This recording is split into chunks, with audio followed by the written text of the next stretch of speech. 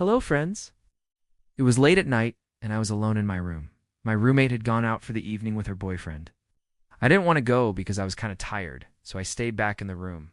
It was really quiet outside. Occasionally, I would hear a car pass by or someone talking, but it was mostly silent. "Hey, you're home," I said. "Da-da-da." She looked tired and happy to be home. I tossed and turned in my bed, replaying the events of the night over and over in my mind. I tried to convince myself that everything was okay, but I couldn't stop shaking. It looked like the walls were sweating blood. I stood there frozen, unable to move or speak. I ran to the window and threw it open, gasping for breath. What if it was too late? What if whatever was causing the blood had already spread? I paced back and forth in the apartment, trying to calm myself down. Huge claw-like marks were embedded in the wooden floor. I could still feel the imprint of those claws digging into my skin. "It's not safe for you to be here," he said. I nodded, numbly, still in shock.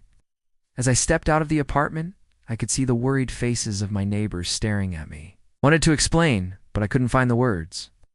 All I could manage was a shaky whisper. "It's not my fault," I said. And then I collapsed. The officers exchanged uneasy glances, their faces pale in the flickering light of their flashlights. "What happened? Is everyone okay? What the hell was that?" But no one could answer those questions, and I never will. "What kind of animal would have claws like that?" one of them whispered, his eyes wide with disbelief. No one answered. We were all too stunned to speak. The longer I waited, the more the blood seemed to creep and crawl all over the walls. It was like it was alive. The fresh air helped clear my head a bit. I needed to get a grip on myself, quickly wipe the blood off my hands and face, so I wouldn't scare whoever was there. When I opened the door, 2 police officers stood there looking at the bloody walls with grim expressions on their faces. "Ma'am, are you hurt?" one of them asked. I shook my head, my throat too dry to speak. "We need to ask you some questions about what happened here," the other officer said. But I just stared at them blankly, still in shock. I couldn't believe what I was seeing. Whatever was happening, I knew I couldn't stay in that apartment. I called my friend Sarah and begged her to come and pick me up. They were too big. I could still feel the pain of those teeth sinking into my flesh.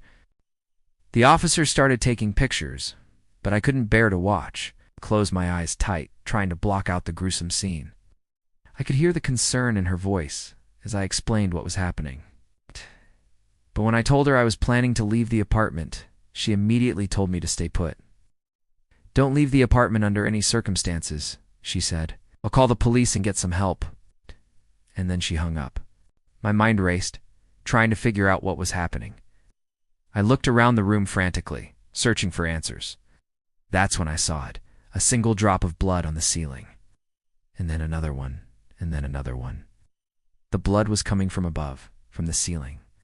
Finally, as the first rays of sunlight peeked through the curtains, I fell into a deep sleep. "I had an amazing night," she said. Then she noticed something was wrong. "Are you okay? You look terrible," she said. The events of the night before seemed like a bad dream. I got out of bed and stretched, trying to shake off the lingering fear. As I walked to the bathroom, I caught sight of my reflection in the mirror and gasped. My face was covered in blood. I stumbled back, knocking over a bottle of shampoo. I stared at the mirror in disbelief. How could this be happening? I washed my face with cold water, hoping it would make sense, but it only made me more scared. I looked at my hands in the sink. They were covered in blood. I screamed and ran to the bedroom to find my roommate. But when I turned on the lights, the blood was gone. It was like it had all been a dream. But I knew it wasn't. I could still hear the sound of my own screams echoing in my ears. I tried to laugh. "I'm fine, just a bit tired." But she wasn't convinced. "You can tell me if something happened," she said. I knew she wouldn't force me to talk about it, so I decided to just let it go. I didn't want to worry her. I mean, it was probably nothing. Probably just some drunk kids being stupid. I was watching TV when suddenly I heard a loud crash from downstairs. I jumped and turned off the TV. I wasn't sure what it was, but I decided to just ignore it. I went back to watching TV. A few minutes later, I heard another loud crash. This time it sounded like it was right outside my door. I froze and slowly got up from the couch. I walked toward the door, each step feeling like it took forever. When I finally reached the door and put my ear against it, I could hear what sounded like heavy footsteps pacing back and forth on the other side. I started to panic. Was someone in the apartment? Had we been robbed? The thought of someone being out there with us in the dark made me terrified. I quickly dialed 911 and tried to keep myself calm as I waited for help to arrive. The phone call disconnected. I tried to call back, but it just rang and rang and rang until finally I gave up. There was no way I was going to get through to anyone. Eventually, the noise outside the door slowly came to a halt, and after a while I heard my roommate's key in the front door, let out a huge sigh of relief and crawled out from under the bed. I was exhausted and shaken, but I knew I had to be strong for my roommate. She didn't deserve to come home to this. Quickly got up and did my best to tidy up the apartment. I didn't want her to see how scared I had been. Now that I think about it, maybe I should have just opened the door. Maybe whatever was out there wasn't actually dangerous. But I was scared and I didn't know what to do, so I hid under the bed and pulled the covers over my head and just waited for the nightmare to end. Hours passed and I don't remember how long I spent hiding under the bed. When she finally walked in, I tried to smile and act like everything was fine. But even after she left, I couldn't sleep. When I woke up again, I felt refreshed and ready to start the day. Then I saw it. The walls were covered in blood. Huge drops of blood were dripping down the walls, leaving bloody handprints in their wake, but that wasn't possible. The ceiling was solid concrete. It didn't make any sense. I knew she was right, but I couldn't help but feel a sense of dread. Suddenly I heard a knock at the door. Relief flooded through me. Help had arrived.